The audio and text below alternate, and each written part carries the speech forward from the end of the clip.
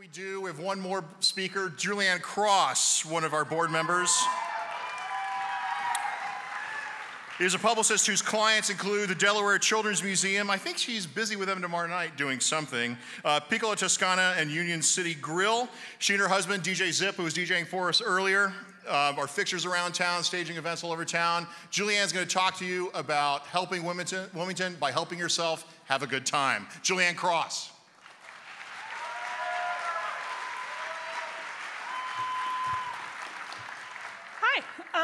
I have no slides. I'm not really sure why I'm up here, but I actually had an Ignite idea and I never submitted it.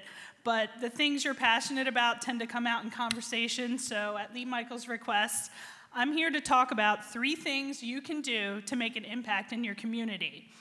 I'm not going to talk about big changes. I'm not even going to have you start wearing hemp sandals, composting, or milking your own goat to make the kind of difference I'm talking about.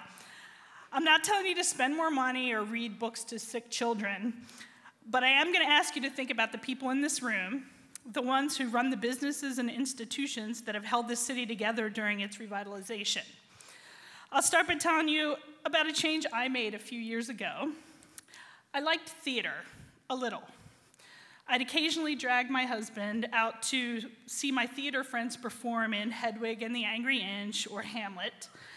At the time, I'd buy a $25 ticket, but a $40 or $80 ticket was hard on the budget, and especially when I was buying for 2. Then the hubby got, plug your ears please, teabagged by Hedwig in a show.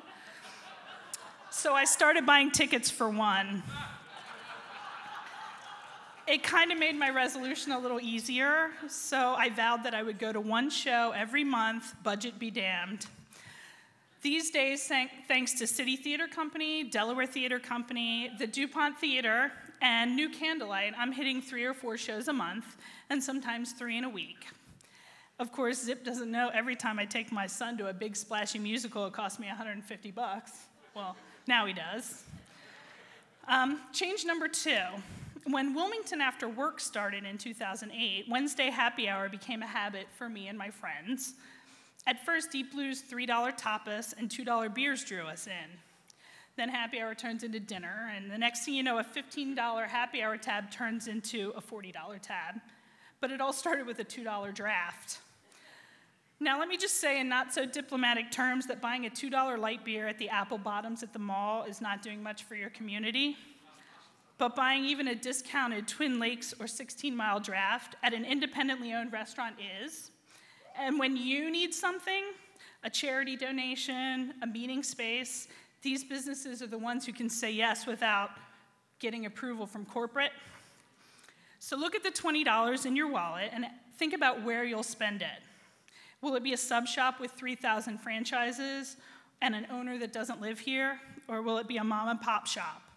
Will it be a steakhouse with a boomerang theme? Or will it be one that gives away $10,000 to local charities every year? Now, I love Qdoba's nachos, but I buy them knowing that my independent to franchise purchasing ratio is about 20 to 1. Now, when you leave here, I also want you to look up the 3/50 project. The 3/50 project proposes that if half of us chose 3 locally owned independent businesses and spent $50 a month there, that's $50 divided between 3 businesses, it would make a $42.6 billion impact. We also know that for every $100 spent in locally owned stores, $68 remains in the local economy, versus $43 when spent in national chains, versus 0 for most online purchases.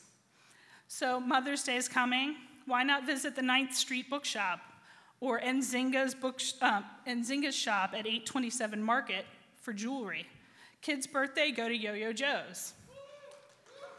An 80s party, I bought neon green suspenders right on the Loma block. Pick Libby's over Denny's and go buy sneakers and Phillies caps while you're in town. If you haven't seen Market Street at noon on a Saturday, you need to. I've bought art and jewelry directly from artists on the Art Loop. And it's because I know that a small amount of spending or volunteering can make a big difference. And when someone offers me free tickets, I make a donation, at least a little something. And when I use Groupon, I spend more than its value. And I do one more thing that every one of you could start doing right now. Use social media to help a little guy. Share a random Wilmington event on Facebook.